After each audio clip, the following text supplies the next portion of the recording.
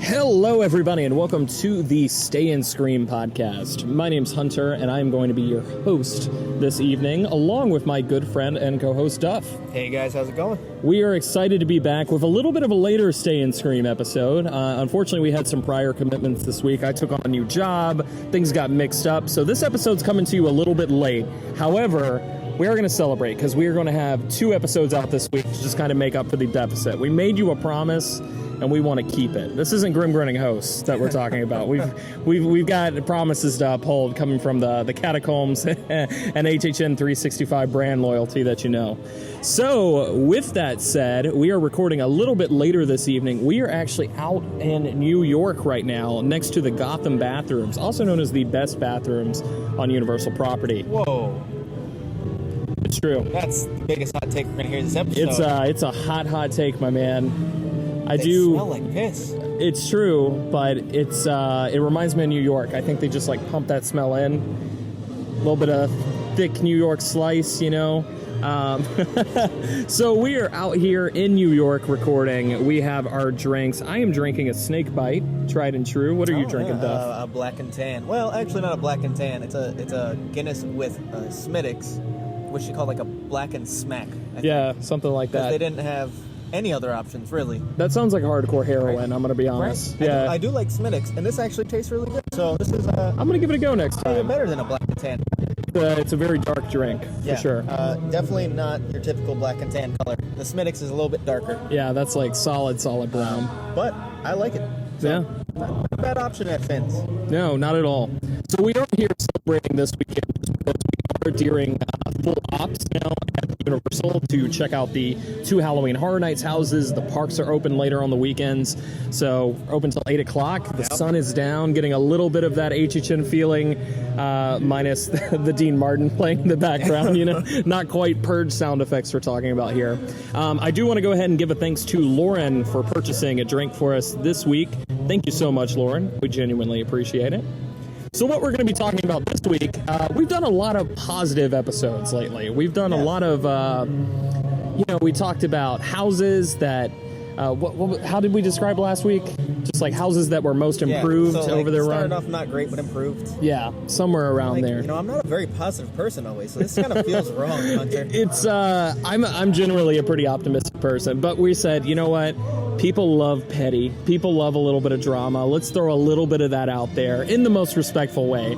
And we decided to cover the most overrated houses in recent memory at the event. We're going to piss some of you off. We are going to piss each other off, to be honest. Like, we're going to hit that point with each other. So we both picked 3 of the HHN houses that I believe where we played by rules that we had to personally see the houses to put them on this list, right? Yeah. I wouldn't buy that. Yeah, I would say that's the thing. So one thing to remember, and I'll probably clarify this once or twice during the episode, overrated does not mean it's bad. Overrated just means that maybe it's given a little bit more appreciation than it is we feel it is worthy of. From a personal standpoint. There's a lot of hype for it that we don't see. There is one of these that I'm going to throw out that I'm going to get absolutely slaughtered on. I got one that I'll get slaughtered for worse. Yes. You already know that one, so. Yeah. So we want to throw this out because it's fun. We're not out to hurt anybody's feelings or make you feel bad about one of your favorite houses. This is all just personal. But once again, this is supposed to be a conversation between friends over drinks while you're waiting in the Stay and Scream holding area. And this is a topic that comes up. Maybe a screaming match in this case. Yeah. Let's go for it. We're in a nice quiet area. Yeah, that's true. So without further ado, let's hit the Bartman and dive into our most overrated HHN houses.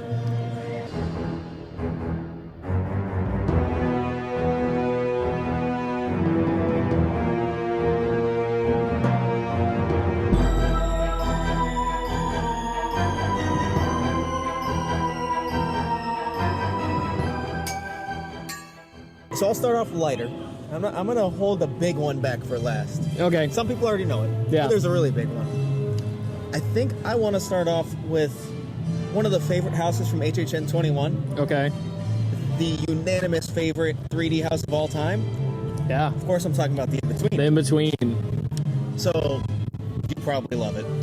Well, not you, but yeah, the people yeah. I'm talking to, listening, you know. Yeah. You're probably like, you're out of your damn mind. That's the best 3D house ever made. A lot of reputation. I know Matt and Quint hold that opinion. Yeah. So I'm here to tell you I don't like any 3D house at Horror Nights. So that plays into it a little bit. Haven't seen one that I've liked. Yeah. The big thing for me, for the in-between, is it has that... You know how, like, every 3D house is the neon colors? Yeah. The in-between still had that. I hate that. They had the, like, disorienting tunnel. Yeah. Which, cool effect, but... I kind of miss it a little bit, though. Yeah, I think it could be used well. Yeah. I don't like when it's just colors. Yeah. And, you know, Agreed. It's just trying to simply disorient you. I feel like there should be more to it, you know? I feel like the coolest execution we saw of that is during the 20 Years of Fear, like, house in the warehouse house. Do you remember what that was called? What they It was call like the anniversary house that year. Oh, what was the house called? I'm Yeah, sorry. Was it called 20 Years of Fear? I thought it was something along those lines. I think it was. We'll edit this in post. I'm pretty sure it was. But yeah, so I thought you were asking what that was one, called. that one, the tunnel had like the icons painted on Yes, it while you were walking through. Much better use. Yeah. I think there's cool parts of it. I thought it tied into lore a bit, which was nice. Mm-hmm. Very little, the backstory. But I like anytime you tie it. It was Lady Luck this time, Yeah. of course. The creatures looked cool that they brought out. Like the main, I don't even know what they're called, to be honest, off the top of my head. They're like demons, right? Yeah. They're like multi-dimensional demons Yes, or something. Yeah. I thought the character design was cool.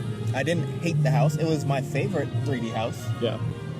but it's a 3D house. It's a 3D house. And I think there could be a 3D house I could like. It could happen one day. Yeah. I'm not completely opposed to 3D as a concept in a house. I just didn't like this house much. Yeah. Simple as that.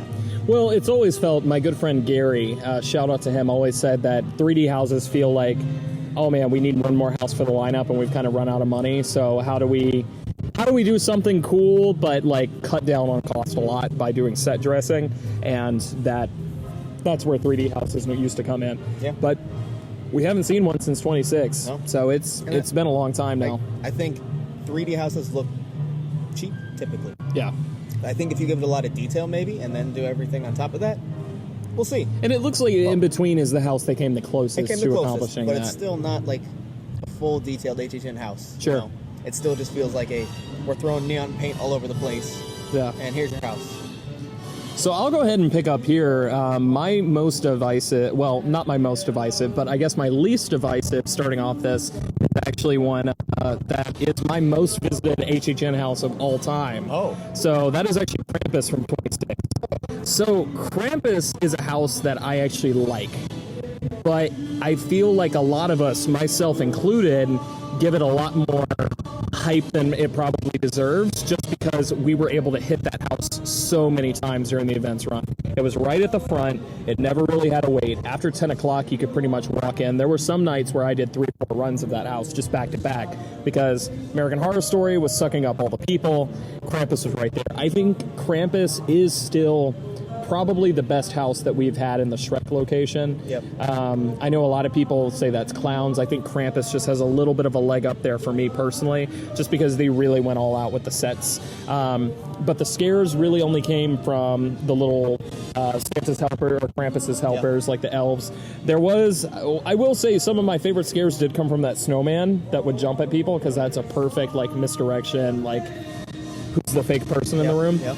But this is one, while I like it, I can't say I love it, even though it is my most visited house of all time. It is it has that pleasure from circumstance more than it has it from it actually being a great house that I visited over and over and over. And I'm completely with you on this one. I went through this house, completely lost count. Yeah. A lot of times. So many times. A lot of times. Yeah. Enjoyed the house, but don't understand why it's on such a high pedestal for some I feel like it people. is because it's in that location. That location doesn't have a lot of, like, it's kind of that, plus a lot of people saw it. But, like, is it overrated a little bit? Yes. Yeah, it is. Absolutely. But I will say it was not overrated in the aspect of air conditioning. Air conditioning on a hot HHN 26 night, Krampus was the place to be at. Yeah. Yeah, I agree. So my next one would piss people off, but I kind of have a disclaimer that should calm you down a bit. It's going to be HHN 24's Halloween. Yes. Really great house. Yeah. Love the house. but people have it on this pedestal as the best HHN house ever. Yeah. And that Pretty high up for a lot of people. any other time the Halloween property's been touched, it's been like nowhere near. Sure. One, I think Hell Comes to Haddonfield in 26 wasn't that far off. Really. I love that house. Yeah. It wasn't that far off, I'm sorry. People act like it was this massive drop off, and it just wasn't. Plus Dumpster Mike. Come on. At best, I'm not really scared much, but you know. But it was awesome seeing Michael Myers in a dumpster. Correct. I don't know. It felt like a typical slasher IP house. Sure. No, like they did it well, really good execution, but that's never for me going to be an all-timer. I think that one is one just because it was their first official execution of that IP. It's so high up for people because even, I believe Mike Aiello said this is his favorite house that he worked on during his time with the event. And I think that's kind of what leads to it being overrated, A little bit, yeah. Everyone was waiting for that for years. They finally got it, and it was well done. So, of course you're going to love it. Yeah, and it is one of those, it was like in a tent location, which isn't like to slight it. I mean, the tent was probably the best location for it, but it is one of those where people do have it up so high, and a lot of that is due to the IP attachment, less so than, I think, the actual house execution itself. And then, again, great house. I'm not slandering the house by any means. I just don't understand, I should say, how it's so high for so many people. That's all. I get it. So this one is a... This is the second hottest take because I know my last one's going to be the biggest one. But this one I'm probably going to get a little bit of vitriol for. I'm actually going to say Dead Waters from 27. So Dead Waters is a house that I feel like all of us really, really liked.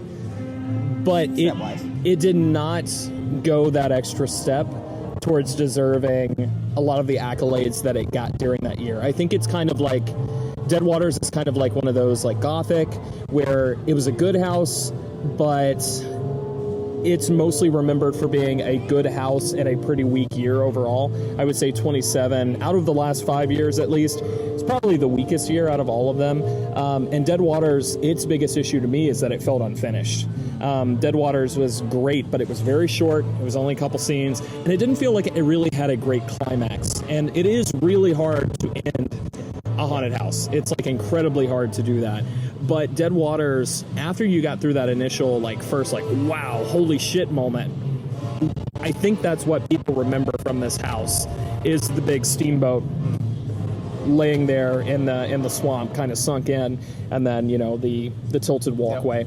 But after that, it kind of became sort of typical voodoo house number 3, you know what I'm saying? Yeah, so definitely. It's not a slight where I'm saying this house is awful or anything. I just feel like we have such fond memories of that facade that we kind of let it slide on everything else when maybe it's not quite as deserving of as high of a spot as it normally would be. I agree and disagree. I agree with everything you said. I disagree in the fact that I don't see that many people claiming that it's an amazing house. I see a lot of people say basically what you said, which is beautiful sets, the facade's amazing.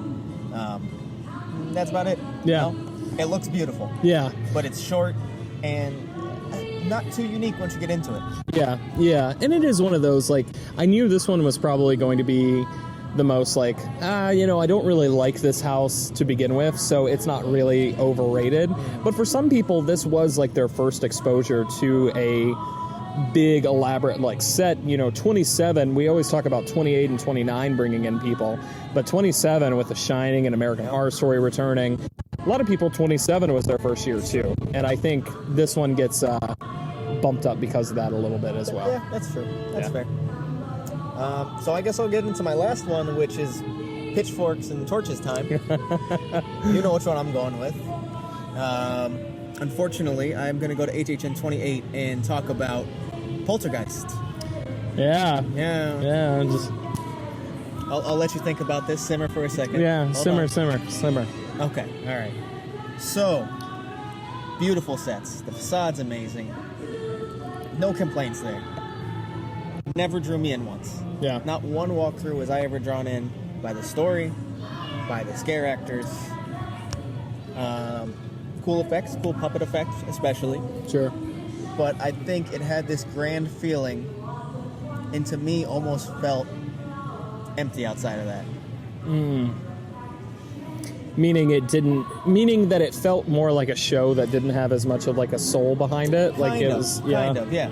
Okay. It felt elaborate and beautiful, and I don't know. Again, the big thing is it could never draw me in fully. I think it finished like 5th for me that year. Yeah. So, you know, this is my favorite house of 28. So like it's pretty high up. It's a lot of people's favorite houses all time. I think it is up there. I believe this was number 4 on my top 5 houses of all time list. And I think this one depends on a couple things. First of all, it depends on how much you enjoy that movie, of course. That movie is kind of like a pop culture mainstay. Whether or not you've seen Poltergeist, you know things that are from Poltergeist that are being referenced. Yeah. But I think beyond that, the reason people have this one so high up was this kind of felt the culmination of what they had been doing with these big movie houses for the last few years, as far as like The Exorcist and The Shining. How do we take these classic movies and basically do a new spin on it to actually make it a haunted house? Poltergeist was like the first major IP that comes to mind as far as how do we adapt a classic horror movie that people have feelings for, nostalgia for, and basically make it an original house. And I think that's why Poltergeist is so high for a lot of people. I know that's why it's high for me. That's fair. Just because I think there's something really cool about being a fan of that movie and actually going beyond what the movie showed you. I think that's the major deciding factor there. And I guess I should point out, I like the movie, but I'm not a huge fan of Poltergeist in general. Sure. So it already had that missing for me in the first place. Yeah. 2, I'm not anti-IP by any means, but I'm also not like I'm never super excited when an IP comes. Like, I'm never like, oh my god, yes, I get to walk through it. It's never my thing. It's like, okay, cool. So, I don't know. Again, maybe it's because it wasn't like walking through a movie either, that I kind of felt like I was just walking through a beautiful house with some scares. I don't know. I can't fully put my finger on what was missing for me. It was something in the story, something that just I couldn't grasp and hold on to. I will say it does open with my favorite trigger audio of all time that I've had in a in a haunted house. Ever. In a haunted house, in a horror night's house. Just, you son of a bitch! Like, I love it. I think it's great. But yeah, it is one of those where your mileage may vary. I think some people are going to share your opinion there. I don't think many do. Yeah. I'll be honest, I don't think many do. I think I'm not like super anti-mainstream about houses. You know, I like a lot of great houses. I love Graveyard Games and, you know, I love Scarecrow. Yeah. I love the really popular houses a lot of times. This is just one time I didn't get on board with it.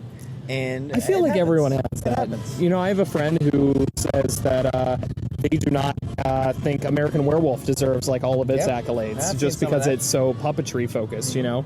So, like, it really is a personal taste thing.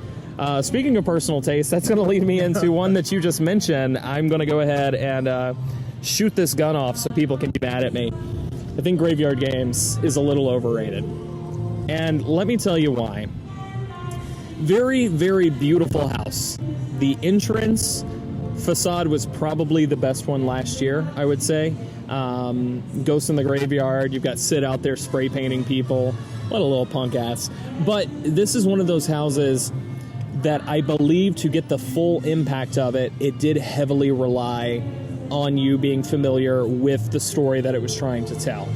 There's some really shocking stuff in there, like I believe it's the character of Nancy, who's strung up by vines with her soul sucked out, and her mom's like on the cell phone, like trying to like FaceTime her. Like, that's super fucked up. And interacts with you as you walk by, which is my favorite part of that. Totally. And I think that's great, but I think that story, to get the full impact of Graveyard Games, you really have to pay attention to what you either had to do The Messenger, which I guarantee you 95% of people going through that house had no clue about. Probably even less than that. Yeah. 99%. Yeah, higher than that. But, and then if you did do this as a stay-and-scream house, like a lot of us did, you weren't seeing the text or the videos that were being displayed anyways. I think this is a case of it also reused a lot from Poltergeist in the sense of it's like, you remember the under the house, like in the pool section of Poltergeist from the year before? what if we just redid that, but the entire house with those skeletons? And I think that's why I knocked this one down a little bit. Okay. There was also some cheaper effects that I wasn't as crazy about, like the floating mother effect, which was her on a string, basically a zip line being floated towards you. That your mileage may vary. I still think this is a great house. I have a really fond memory of going to this house, just me and my co-host Shelby. The Grinners have taken on a life of their own, especially. I just don't know if it deserves as high of a placement as it normally would. I mean, you guys even did your poll of like the greatest HHN house not too long ago. Yeah, we did. A couple months back. And Graveyard Games ended up winning that, correct? Yeah, it came in second. Second place? It lost to Universal Monsters. Okay, as it should have. But like, we've had the conversation, and this isn't a gatekeeping thing or anything like that, but HHN 28 and 29 brought in a lot of new people, and I feel like Graveyard Games does get a lot of push just because that was really their first time seeing kind of a house like that in that element. I think it's also a very Horror Nights house. Yeah. And I think that's, if you're started in the last couple of years, that's the only time you've experienced like a super Horror Nightsy house. You could argue like Nightingale's was very Horror Nights, classic Horror Nights, but obviously not as good to most people.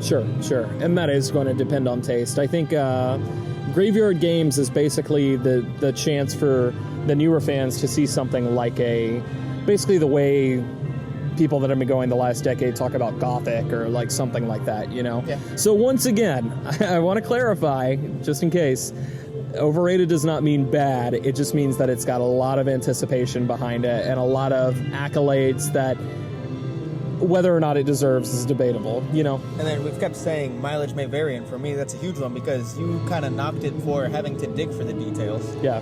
I love digging for details. Sure. So I'm looking at it from more of a, how am I experiencing the house? Sure. Rather than, like you kind of said, like, most people won't see it and knocked it for that. I say, well, I'm going to dig for it, so I like it even more. Sure. I enjoy digging for a house, or for the details in a house. So, like, while I enjoy being told the story, like right now, Brides, Tooth Fairy, it's great they just lay it out for you.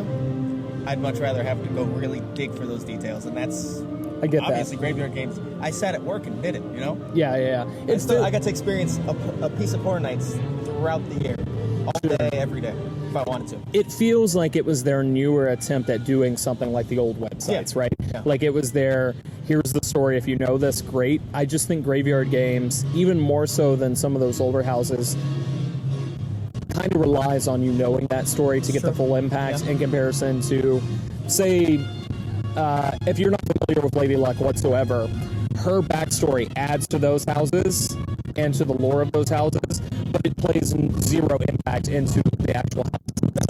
So it's all personal taste, I mean, and I guess the kind of end of this episode is saying it's all personal taste. It's all personal taste. Through. Yeah. You could literally have the exact opposite list of someone else, but you enjoyed the event just as much as each other, so it doesn't matter. Totally. Well, so let's go ahead and wrap up, but before we do that, we have to decide on our Stay and Scream House of the Week. Oh, okay. So Stay and Scream House of the Week, let's kick it back to HHN 26. I think, I think Halloween. Oh, okay. Hell Comes to Haddonfield. Okay. You brought it up earlier. That was a hell of a Stay and Scream house, I think. Was. That was a perfect way to kick off your night. The house wasn't too dark, but you got a little bit of the bonus of having that daylight blindness as you're going down.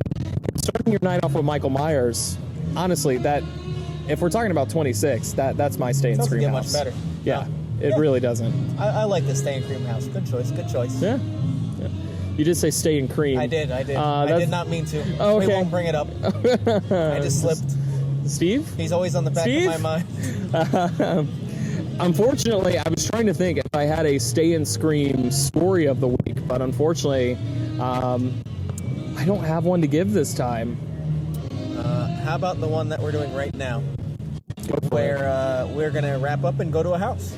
I mean, that sounds like the best story of all to me. So, thank you for listening to the Stay and Screamcast. We genuinely appreciate it. Just a reminder, if you are listening to this episode on the HHN 365 feed, to hear next week's episode, you have to check out the Catacombs of Halloween Horror Nights feed.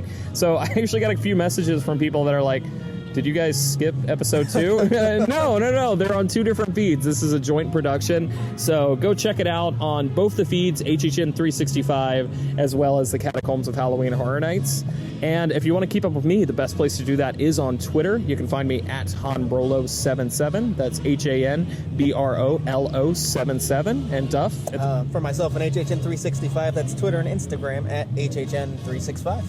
That sounds like a blast. So, hey, we're going to run over and check out The Bride of Frankenstein Lives, possibly be the last people through the house. So, for now, thank you for screaming with us.